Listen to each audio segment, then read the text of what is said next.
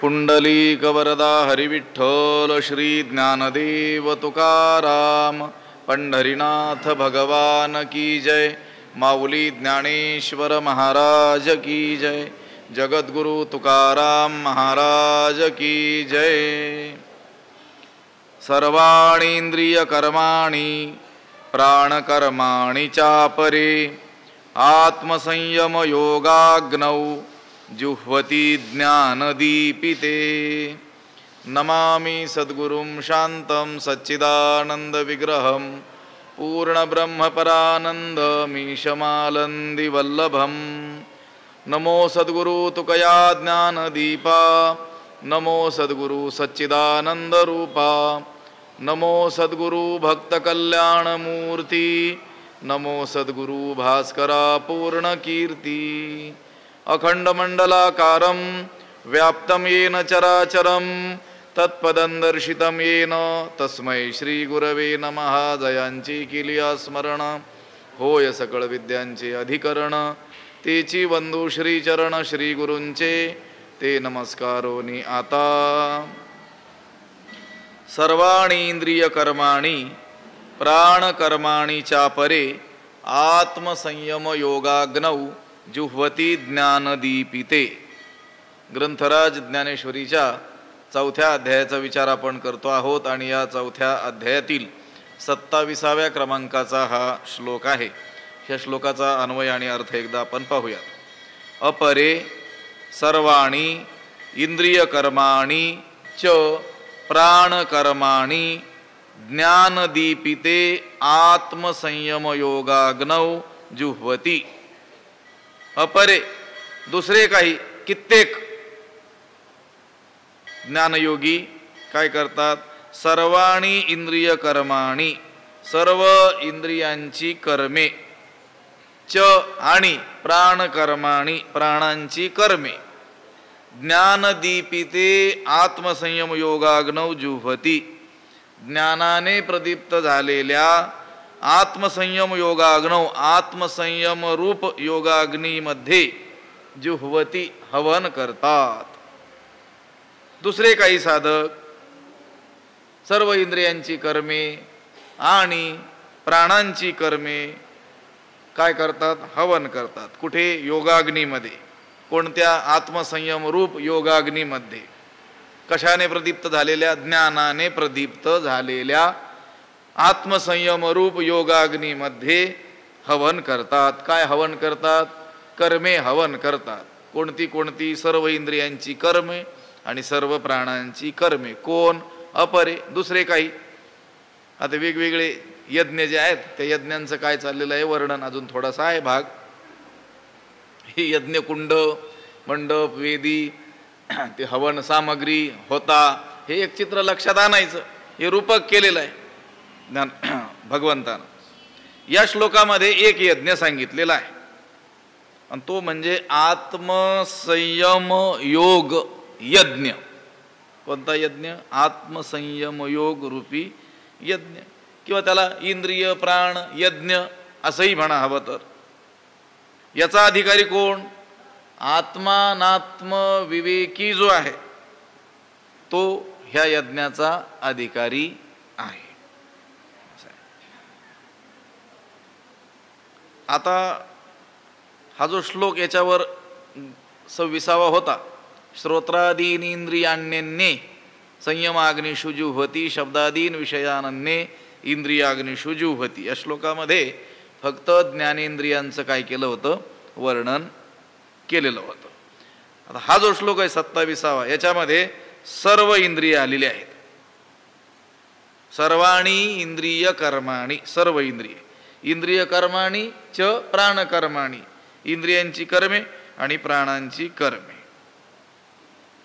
ही काय करतो? तो ज्ञानाने प्रदीप्त झालेल्या आत्मसंयम रूप योगाग्नीमध्ये हवन करतात। अपरे अनेक जे आहेत ते ऐकणं पाहणं इत्यादी इंद्रिय कर्माचं आणि श्वासोच्छ्वास इत्यादी प्राणकर्माचं काय करतात? ते हवन करतात। कुठे?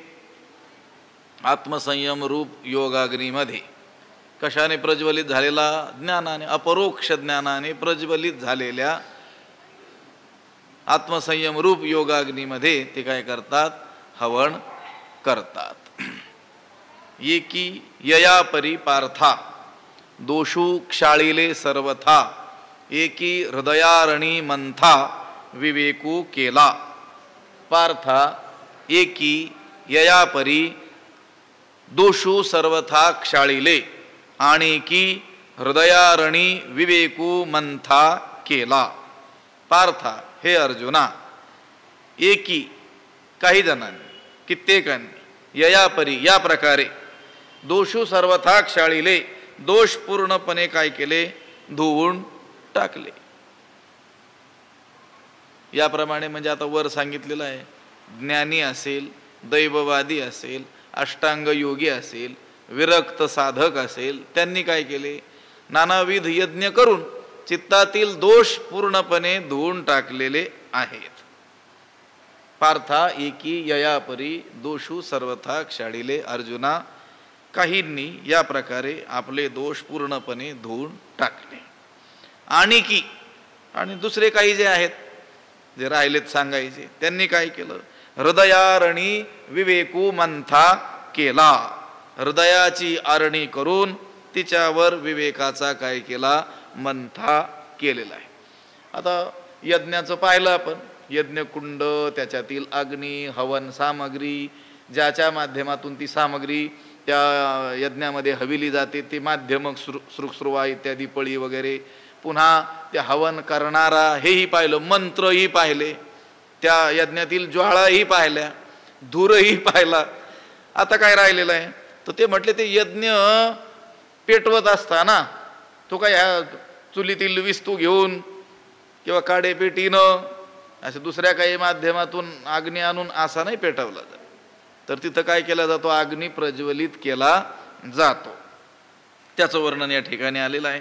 ययापरी या प्रकारे या वरच्या ओवीमध्ये जे सांगितलेलं आहे, ही जी ओवी आहे, एकी ययापरी पार्था, हिचा संबंध अगोदरच्या काय आहे? ओव्यांशी आहे.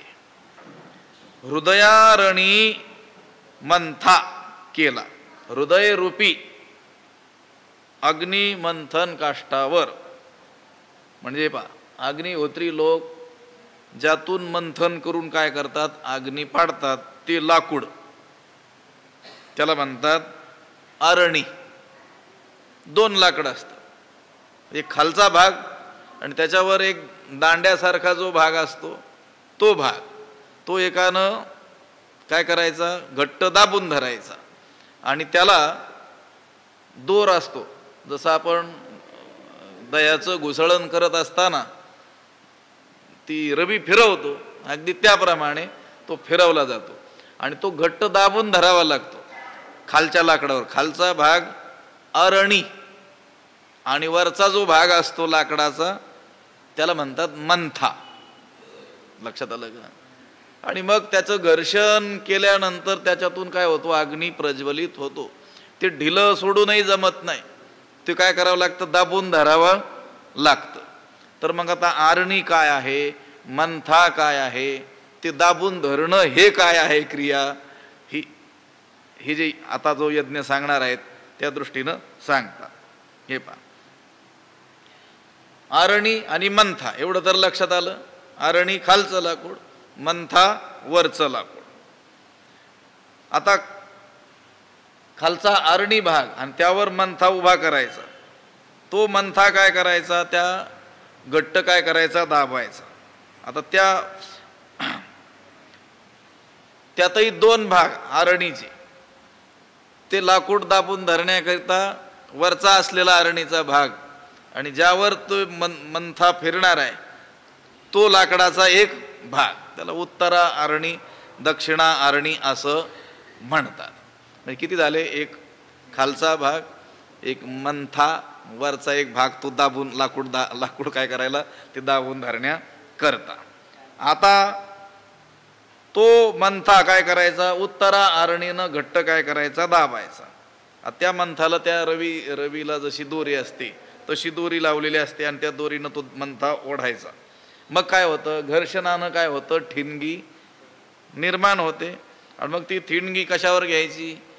गाईच्या ज्या शेणाचं वाळलेलं जो भाग आहे शेणी, त्याच्यावरती काय करायची? ती ठिणगी धरायची आणि मग हळूहळू हळूहळू त्याचा विस्तव होईल आणि मग त्यानं काय करायचा? तो यज्ञ तो प्रज्वलित करायचा.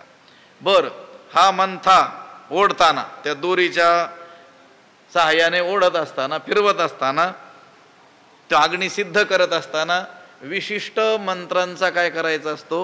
जप करायचा असतो. त्याच्यासाठी काही विशिष्ट काय असतात? मंत्र. ते मंत्र म्हणावे लागतात. आता उभं जे लाकूड आहे, ज्याला आपण काय म्हणतो? मंथा म्हणतो. आणि त्या मंथ्याचं काय होतं? त्या खालच्या असलेल्या आरणीवर घर्षण होतं आणि त्याच्यातून मग अग्नी प्रज्वलित होतो. एवढं तर लक्षात आलं. खालचा आरणीचा भाग ज्याच्यावर घर्षण होईल तो एक मंथा, आणि तो मंथा दाबून धरण्याकरिता पुन्हा एक लाकडाचा असा घट्ट दाबून धरण्याकरिता असलेला भाग. आता हे रूपक केलेलं आहे. ते काय म्हणतात? हृदयारणी मंथा विवेकू केला. हृदयाची काय केली? आरणी केली आणि तिच्यावर विवेकाचा काय केला? मंथा केला. आता इथं ती खालची जी आरणी आहे त्याच्यावर हृदयाचं आणि मंथ्यावर काय केलेलं आहे? विवेकाचं रूपक केलेलं आहे. विवेकू मंथा केला म्हणजे याच्यातून घ्यायचं काय? तर अंतःकरणामध्ये विवेक अखंड काय केला? उभा केला. हृदयामध्ये म्हणजे अंतःकरणामध्ये विवेक रूपी काय केला? मंथा काय केला? उभा केला. म्हणजे सतत हृदयामध्ये काय धारण केलं? विवेकाला धारण केलं. कोणत्या? आत्मा अनात्म विवेक. सत्य काय, असत्य काय, खरं काय, खोटं काय, नित्य काय, अनित्य काय, आत्मा काय, अनात्मा काय, हा जो विचार याला काय म्हणतात? विवेक. आणि तो सतत उभा केला म्हणजे जागा केला. कुठे केला? अंतःकरणामध्ये. अंतःकरण हीच आरणी आणि त्याच्यावर तो विवेक रूप मंथा काय केला? उभा केला. आता आरणी, खालची आरणी, त्याच्यावर मंथा उभा केला. वरच्या आरणीनं घट्ट दाबून धरलं आणि त्या दोरीनं काय केलं? फिरवलं. मग काय प्रज्वलित होणार? अग्नी प्रज्वलित होणार ना. तर ते दाबून धरणं जे आहे, बळकट धरणं जे आहे, त्याच्यावरही काय केलं? रूपक केलं. तो उपशमे निहटिला, धैर्य भारे दाटिला, गुरुवाक्ये काढिला बळकटपणे. तो म्हणजे मंथा. त्या हृदयरूपी आरणीवर विवेक रूप जो मंथा उभा केलेला आहे तो उपशमे निहटिला म्हणजे शांतीनं काय केला? बळकट धरला. लक्षात आलं का? ते बळकट धरणं जे आहे ना, ते बळकट जर धरला नाही तर अग्नी काय होणार नाही? प्रज्वलित. घर्षण होणारच नाही ना त्या खालच्या लाकडाचं, आरणीचं आणि मंथ्याचं. म्हणून काय करावं लागतं? बळकट धरावं लागतं. तर ते बळकट धरणं काय आहे? ज्ञानोबराय सांगतात तो उपशमे निहटिला म्हणजे तो मंथा काय केला? कोणता मंथा? विवेक रूप मंथा. कुठे उभा केलेला? हृदय रूप आरणीवर उभा केलेला. तो बळकट धरला. कसा? उपशमे, शांतीनं काय केला? बळकट केला. पुन्हा वरी धैर्य दाटिला, वरून सात्विक धैर्याचा काय दिला? त्याच्यावर दाब दिला. लक्षात आलं का? खूपही दाबून जमणार नाही, अगदी त्याच्यावर उभं राहूनही जमणार नाही, त्याला ते फिरवताही आलं पाहिजे. म्हणून कोणता दाब दिला? सात्विक धैर्याचा काय केला? त्याच्यावर दाब दिला. आणि काय केलं मग? गुरुवाक्ये बळकटपणे काढिला. आणि गुरुवाक्यानं म्हणजे गुरु उपदेश रूपी जी दोरी, त्या दोरीनं काय केलं? त्याला ओढलं, जोरात ओढलं. लक्षात आलं का? काय काय? खालची आरणी, खालची आरणी म्हणजे अंतःकरण, हृदय. तो मंथा उभं लाकूड म्हणजे विवेक. लक्षात आलं का? आता वरही एक काय आहे? आरणी आहे. ती कशासाठी? दाबून धरण्याकरिता. तो मंथा काय केला? शांतीनं बळकट केला आणि सात्विक धैर्यानं काय केला? त्याच्यावर दाब दिला. आणि ती दोरी कोणती? गुरु उपदेश, गुरुवाक्य हीच काय दोरी. म्हणजे त्या गुरुवाक्याचा काय केला, वारंवार वारंवार विचार केला. शांतीनं धैर्यानं तो मंथा काय केला, दाबून धरला. आता त्याच्यातून काय होईल, अग्नी प्रकट होईल ना. तो उपशमेनी हटीला. उपशम म्हणजे शांती, मनाची निर्वासन अवस्था, निष्काम अवस्था, तिला काय म्हणतात, उपशम असं म्हणतात. मन कसं असावं लागणार आहे, निर्वासन, वासनारहित, निष्काम, कामनारहित. त्या उपशमानच मनाला काय होत असते, पूर्ण शांती प्राप्त होत असते. उपशम नसेल तर शांती प्राप्त होऊ शकत नाही. विवेक कायम टिकवण्याकरिता उपशमाची काय आहे, आवश्यकता आहे, नाहीतर विवेक टिकू शकत नाही. कधी कधी मनामध्ये नुसता विवेक आहे तरी देखील विकारांचा काय होऊ शकतो, उद्भव होऊ शकतो. म्हणून साधकानं विवेकरूप मंथा उपशमानं काय करायचा, बळकट करायचा. निहटीला म्हणजे बळकट धरला असं आहे. ते मंथा घुसळताना पडू नये म्हणून कसा धरावा लागतो, बळकटपणे धरावा लागतो. धैर्याने, धैर्य भारे दाटीला, धैर्यानं उपशम साध्य होण्याकरिता सात्विक काय असावं लागतं, धैर्य असावं लागतं. आता मन विषयांपासून परावृत्त करण्याकरिता, त्याला अंतर्मुख करण्याकरिता त्याचा निग्रहच करावा लागतो ना. त्याला सांगितलं ते आपोआप जाईल काय, त्याचा काय करावं लागेल, निग्रह करावा लागेल. आणि मग दाटीला दाब दिला. आता वरची जी उत्तरा आरणी आहे ती जर ढिली पडली तर मग जो मंथा अग्नी आहे तो मंथन करताना प्रकटच होणार नाही. एवढ्याकरिता तो वरच्या आरणीनं काय करावा लागतो, तो मंथा दाबून धरावा लागतो. ह्या ठिकाणी धैर्य हा वरच्या आरणीवर दिलेला काय आहे, दाब आहे. धैर्य धरावं लागेल की नाही, की लगेचच आत्मानात्म विचार करायला लागला, लगेच ज्ञानाग्नी प्रकट झाला, असं तर होणार नाही ना. बहुनाम जन्मनाम म्हणते ज्ञानवान माम प्रपद्यते. त्याला संत म्हणतात त्याप्रमाणे, जन्मोजन्मी आम्ही बहु पुण्य केले, तेव्हा या विठ्ठले कृपा केली. दीर्घकाळ काय करावी लागेल, वाट पाहावी लागेल. धीर तर काय करावं लागेल, धीर तो कारण साह्य होतो नारायण. धीर तर धरावं लागेल ना. अधीराला तर काही फळप्राप्ती होत नाही, तुकोबराय म्हणतात. अधीराचं काही काम नाही. कोणत्याच व्यवहारात देखील काय करावं लागतो, धीरच धरावं लागतं. आणि परमार्थ तर धैर्याचाच आहे, लक्षात आलं. आणि ती जी दोरी आहे ती काय आहे, गुरुवाक्य काढीला बळकटपणे. मग गुरुवाक्य रूप मंत्रानं बळकटपणानं ओढून त्या आरणीतून काय केला, अग्नी प्रकट केला. गुरुवाक्य, गुरुवचनाने. गुरु काय करतात, साधकाला महावाक्याचा काय करतात, उपदेश करतात. तत्वमसी इत्यादी महावाक्याचा उपदेश करतात. नंतर साधक काय करतो, त्या महावाक्याचं श्रवण गुरुमुखातून केल्यानंतर मनन करतो, निधिध्यासन करतो. आणि मग आपणच परब्रह्म स्वरूप आहोत असं अपरोक्ष ज्ञान, साक्षात्कार रूप ज्ञान त्याला काय होतं, प्राप्त होतं. गुरुवाक्य काढीला बळकटपणे. काढीला फिरवला, ओढला, घुसळला, त्या मंथाला दोरी बांधून तो ओढावा लागतो, घुसळावा लागतो. नंतर त्या घर्षणाने काय होते, ठिणगी उत्पन्न होते. या ठिकाणी गुरुवाक्य ही काय आहे, दोरी आहे. ते मंथाला काय करून फिरवण्याकरिता असलेली दोरी आहे. आता अशा रीतीचं काय केलं म्हटले, मंथन केलं. ऐसे समरसे मंथन केले, तेथ झडकरी काजा आले, जे उज्जीवन जाहले ज्ञानाग्नीचे. ऐसे समरसे मंथन केले. याप्रमाणे तत्परतेनं काय केलं, मंथन केलं. ते झडकरी काजा आले, ते तात्काळ सफल झालं. जे ज्ञानाग्नीचे उज्जीवन जाहले, कारण ज्ञानरूपी अग्नी काय झाला, प्रकट झाला, प्रकट होतो.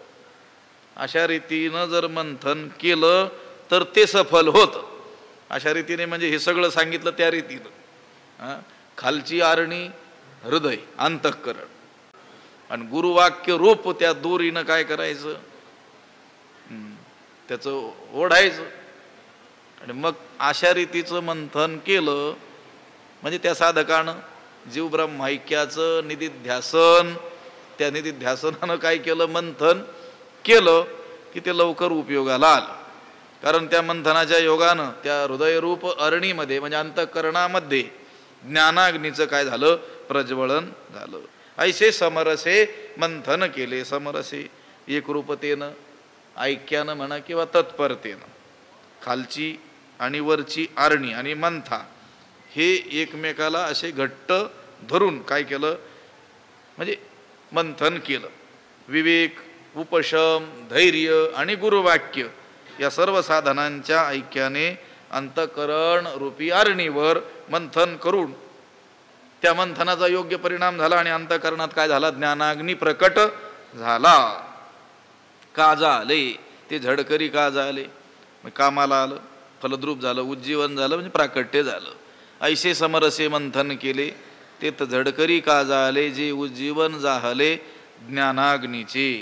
आता तो ज्ञानाग्नी त्याची ठिणगी आणि ती शेणीवर काय करायची, धरायची. आता ते पेटत असताना काय होणार, थोडासा धूर होणारच ना, थोडा धूर होणार. आणि मग काय होणार, अग्नी तिथं प्रकट होणार स्वरूप, चांगल्या स्वरूपात. अगोदर काय होईल, थोडासा धूर होईल, तो धूर निघून जाईल आणि मग काय होईल, चांगल्या रीतीनं अग्नी प्रकट होईल. तो कोणता धूर, ते म्हटले पहिला रिद्धी सिद्धीचा संभ्रम, तो निवर्तुनी गेला धूम, मग प्रकटला सूक्ष्म विस्फुल्लिंग. किंवा काही ठिकाणी उकार पण आहेत. पहिला रिद्धी सिद्धीचा संभ्रमू, तो निवर्तुनी गेला धूमू, मग प्रगटला सूक्ष्म विस्फुलिंगू. काही काही प्रतीमध्ये उकार काढलेले आहेत आणि काही मध्ये आहेत, पण उकार आहेतच. अर्थात फरक नाही होत, पण ते उकारासहित उच्चारण करणं ते जरा गोड वाटतं. ज्ञानोबारायांनी दिलेले ते उकार असले पाहिजे, असे काही प्रतीत ठेवलेले आहेत, काही महापुरुषांनी काढलेले आहेत. पहिला रिद्धी सिद्धीचा संभ्रमू, प्रथम म्हणजे ते घर्षण झालं, त्यातून अग्नी प्रकट झाला, तो त्या शेणीवर धरला की सुरुवातीला रिद्धी सिद्धीचा संभ्रम, रिद्धी सिद्धीचा मोह, तो धुमू निवर्तुनी गेला. त्या रिद्धी सिद्धीचा मोह हाच जणू काही कोणी धूर, आणि तो निघून गेला, निघून जातो. मग सूक्ष्म विस्फुलिंगू प्रगटला, मग त्या ज्ञानाग्नीची लहान सूक्ष्म ठिणगी काय झाली, प्रकट झाली. रिद्धी सिद्धीचा संभ्रमू, रिद्धी सिद्धीचा मोह. हे बा, हा जो ज्ञानी पुरुष आहे किंवा योग मार्गाचं आचरण करणारा जो योगी आहे, तो विशिष्ट अशा भूमिकेवर पोहोचला की तेथे त्याला लहान मोठ्या सिद्धी, रिद्धी सिद्धी प्राप्त व्हायला आरंभ होतो. आता तो जर त्या सिद्धींना बळी पडला तर त्याचा अभ्यास तेथेच थांबतो. लक्षात आलं का? मग लोक म्हणू लागतात बाबांना रिद्धी सिद्धी प्रसन्न आहे, याचा अर्थ बाबा अर्धवट आहेत. लक्षात आलं का? आता हे स्पष्ट बोललेलं बरं असते, हे ज्ञानेश्वरीच्या भाषेत म्हणतोय मी. असं आहे, जो त्या रिद्धी सिद्धींना बळी न पडता आपलं मार्गक्रमण तसंच चालू ठेवतो आणि शेवटापर्यंत पोहोचतो, तोच खरा साधू. लक्षात आलं का? बाकीच्यांना मग संधी शब्द जोडला तर काही अडचण नाही, संधी साधू. लक्षात आलं का? रिद्धी सिद्धी या त्या मार्गातील काय आहेत, अडथळे आहेत. जसं आता घर्षण करून अग्नी प्रकट केला आणि तो जो धूर आहे, तो धूर काय आहे, अडथळाच आहे. तो धूर निघून जाऊन मग अग्नी काय झाला पाहिजे, प्रज्वलित झाला पाहिजे. रिद्धी सिद्धीचा संभ्रम, रिद्धी सिद्धीचा मोह, हाच कोणी धूर, तो निघून गेला पाहिजे. त्या रिद्धी सिद्धीचा मोह धरू नये. तया महेंद्रादी पदे करिता ती वाटवधे, आणि रिद्धी सिद्धीची द्वंद्वे पडोनी ठाती. अहो, हे महात्म्यांचं वर्णन करताना रिद्धी सिद्धी द्वारी कर जोडोनी तिष्ठती. त्यांच्या दारात, ते घरात नाही घेत त्यांना. द्वारी शब्द आहे. महात्मे कुठं ठेवतात आणि त्या हात जोडून उभे आहेत की येऊ द्या आम्हाला, ते नाही येऊ देत म्हणतात. ते खऱ्या महात्म्याचं काय आहे लक्षण. रिद्धी सिद्धी सुखे हाणितल्या लाता, तेथे या प्राकृता कोण मानी.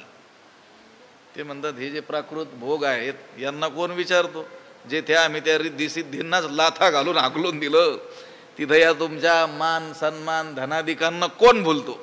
मग हे खऱ्या साधूचे काय आहेत उद्गार आहे. सिद्धी लावी पिसे नाथ महाराज म्हणतात, कोण तया पुसे नेले राजहंसे पाणी काय. सिद्धी म्हणजे दैवी शक्ती आणि मादी अष्टमहासिद्धींचं वर्णन केलं. रिद्धी म्हणजे ऐश्वर्य.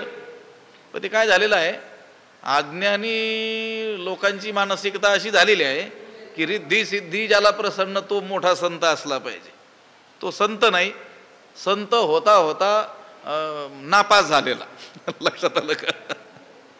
जो याच्या पलीकडे गेला तो संत.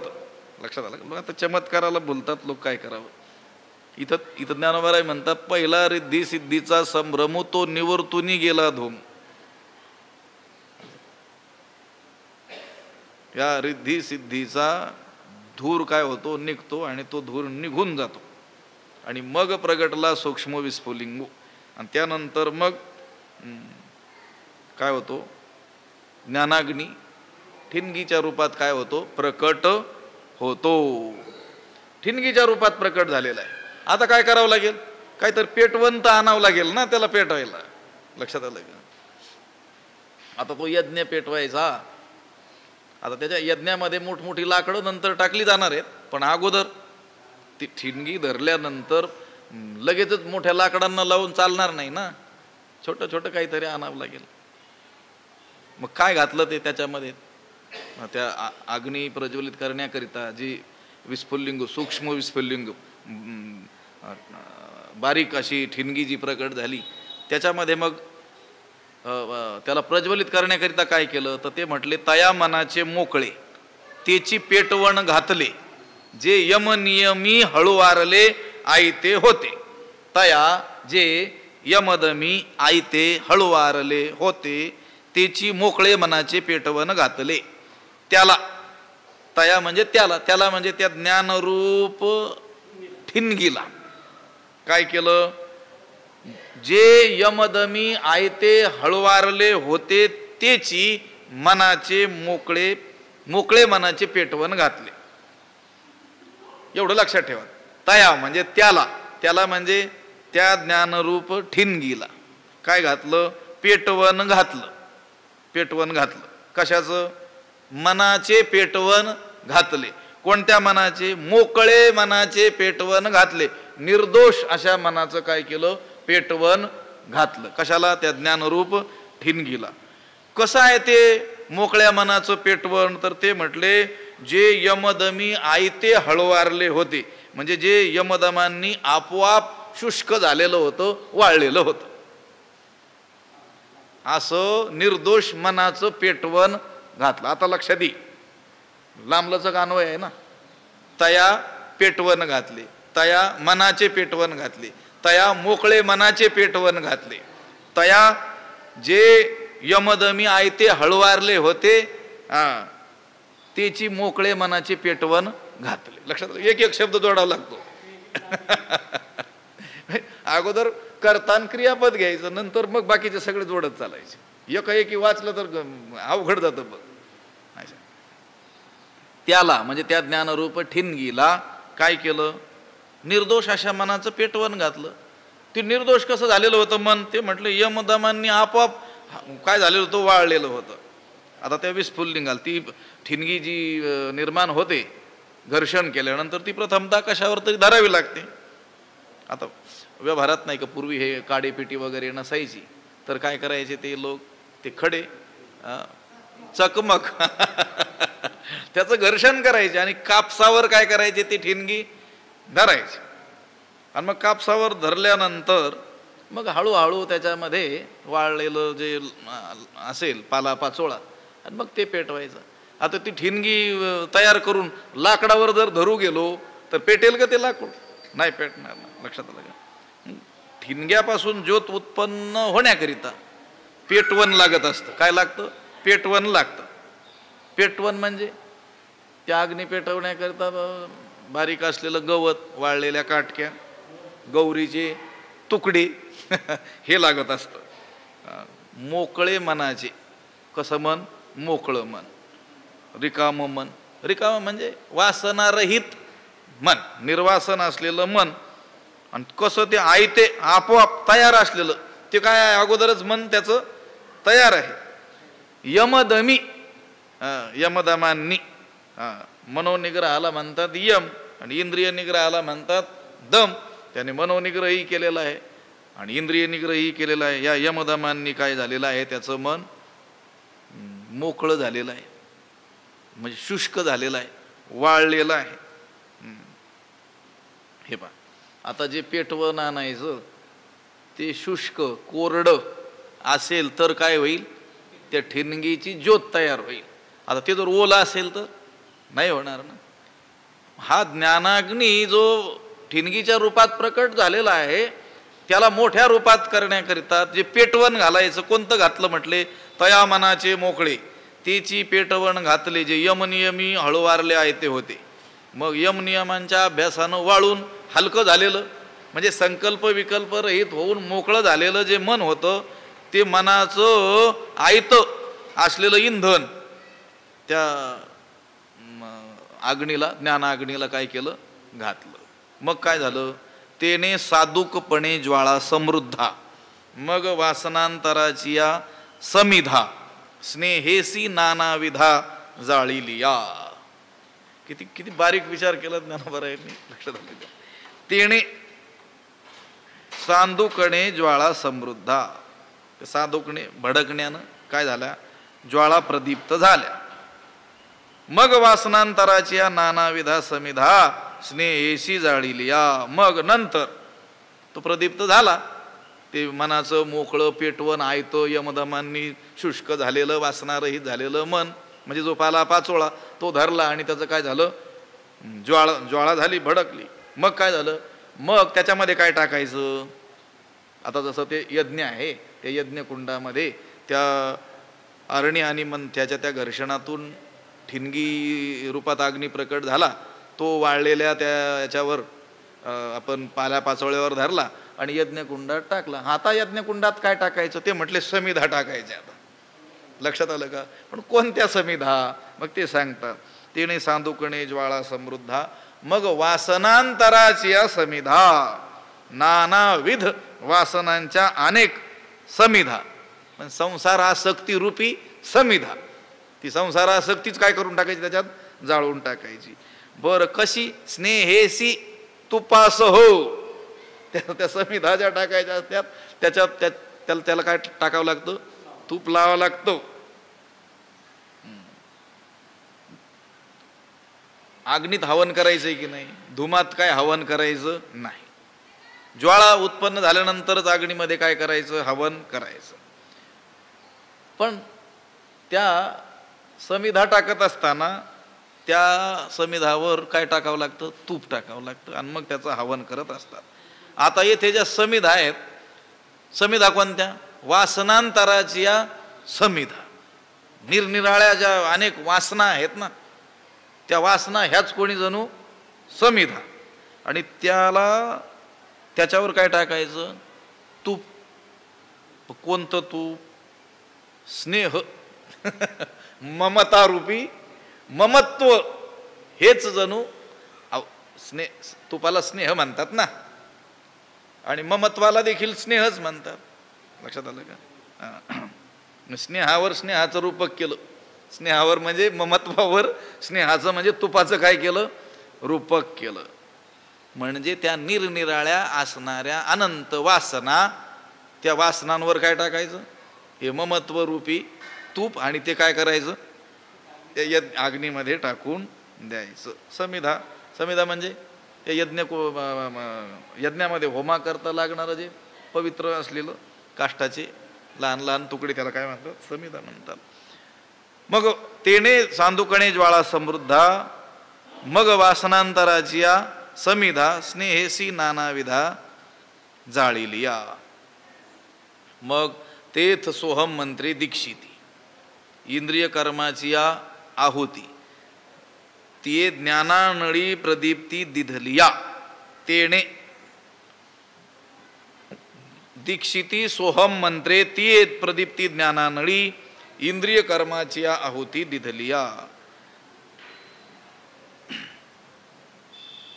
तेथ दीक्षिती सोहम मंत्रे, तेथे दीक्षित यज्ञकर्ते जे लोक आहेत ते सोहम मंत्रे, सोहम मंत्रानं म्हणजे मी ब्रह्म आहे या मंत्रानं तिये प्रदीप्ती ज्ञानानळी त्या पेटलेल्या ज्ञानाग्नीमध्ये इंद्रिय कर्माची आहुती दिली. या इंद्रिय व्यापारांच्या आहुती देतात. कोण? दीक्षिती, दीक्षित असलेले म्हणजे यज्ञ करते. त्या यज्ञाचा कर्ता जो आहे तो काय करतो? सोहम मंत्रानं. आता ते मंत्र म्हणावं लागतील की नाही त्यावेळेस. कोणता मंत्र? हा जो यज्ञ चालला याच्यामध्ये सोहम, सहा म्हणजे तो, आणि अहम म्हणजे मी, तो मीच आहे. लक्षात आलं का? ते तो परमात्मा मीच आहे. अहम ब्रह्मास्मी, सोहम, सहा अहम.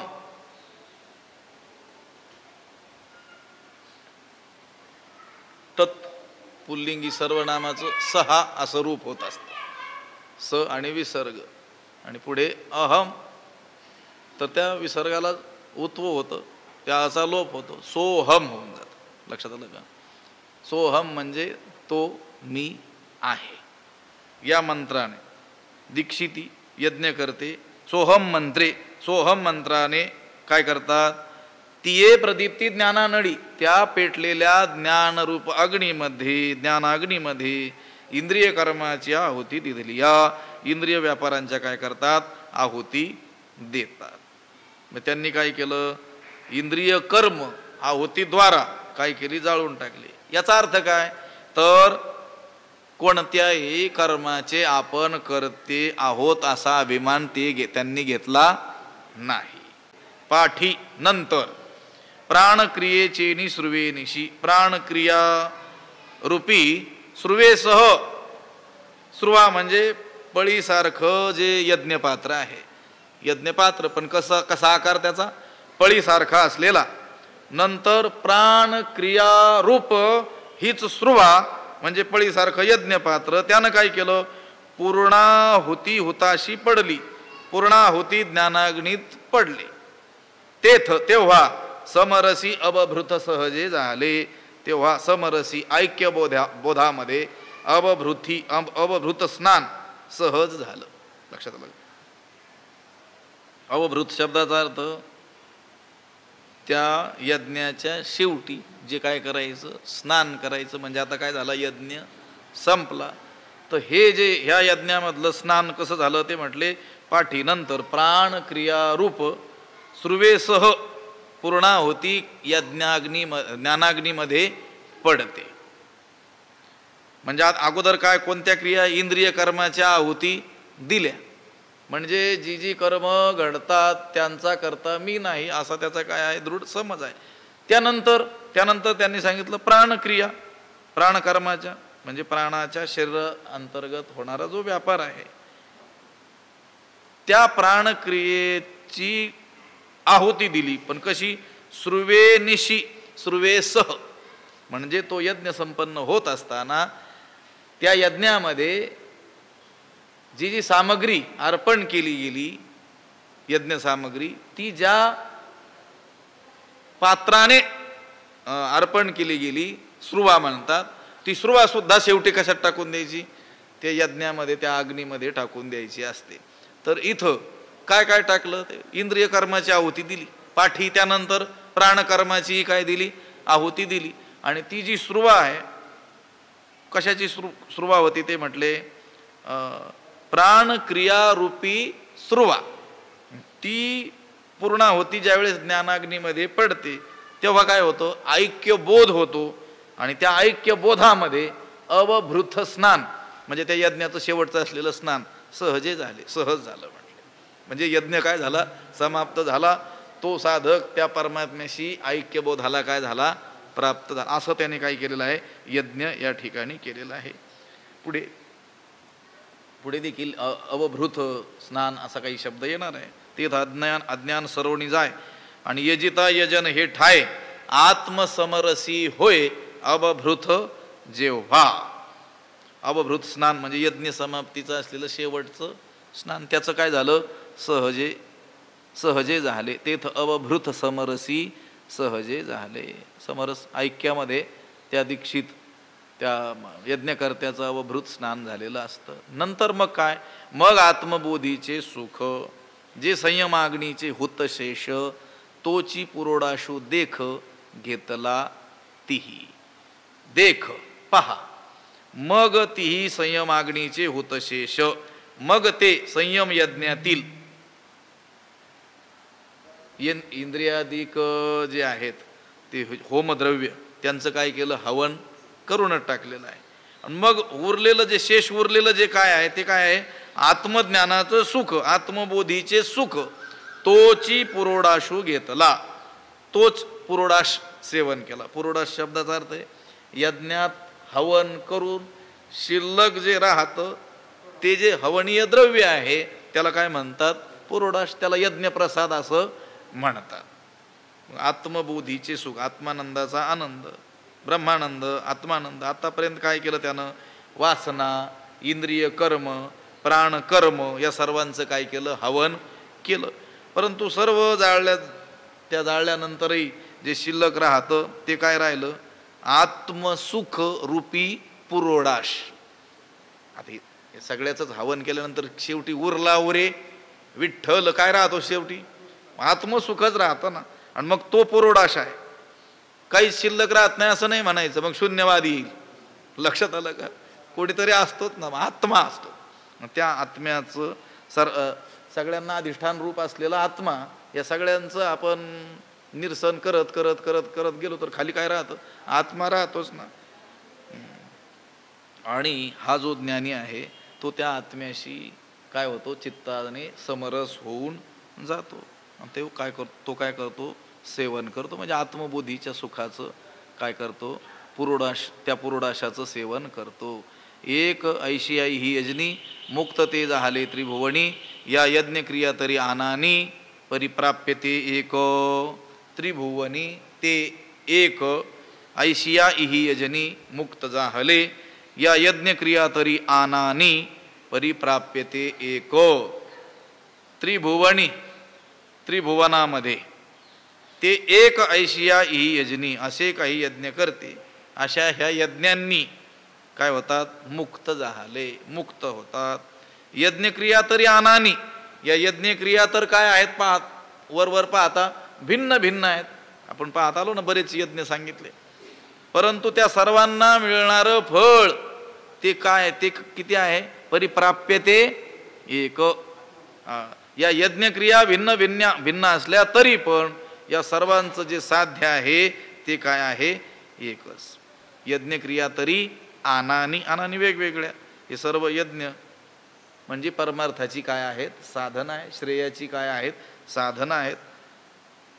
आणि म्हणून या सर्वांचं प्राप्य काय आहे, मुक्ती आहे. आता त्यातील काही साधनं साक्षात फलदायी आहेत, मोक्ष फळ देणारे, आणि तर काही परंपरेनं काय आहेत, मोक्ष फळ देणारे आहेत. आता योगादिक जी साधनं आहेत ती परंपरेनं मोक्षाची साधनं आहेत. योग अष्टांग योग केला तर काय होईल, चित्तवृत्तीचा निरोध होईल आणि स्थिर चित्तानं परमात्म्याला जाणणं सोपं होईल. पण शेवटी मुक्ती ज्ञानानेच प्राप्त होईल.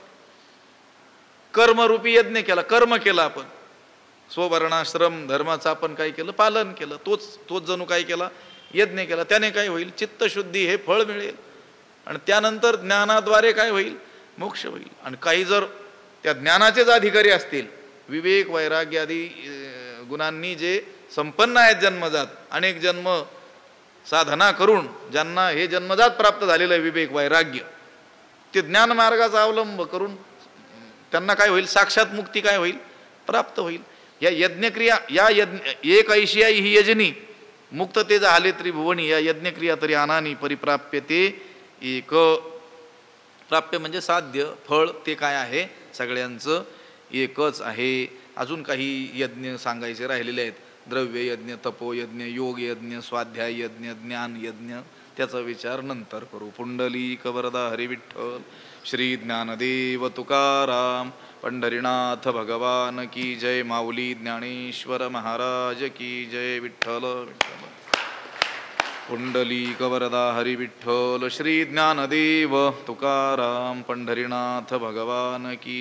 माऊली ज्ञानेश्वर महाराज की जय.